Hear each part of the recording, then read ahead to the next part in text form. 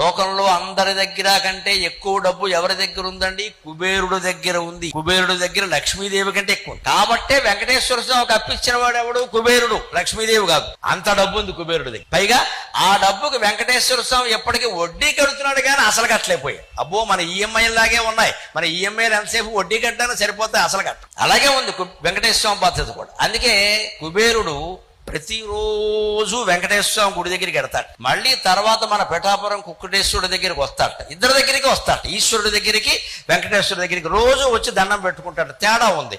వెంకటేశ్వర స్వామి దగ్గరికి ఎందుకు వెడతారంటే బాకీ వసూలు చేసుకోవడానికి. శివుడి దగ్గరికి ఎందుకు వస్తారంటే ఆ డబ్బు పుచ్చుకోవడానికి. ఇస్తాడు కాబట్టి. శివుడు ఇచ్చేవాడు, వెంకటేశ్వర స్వామి బాకీ ఇచ్చేవాడు.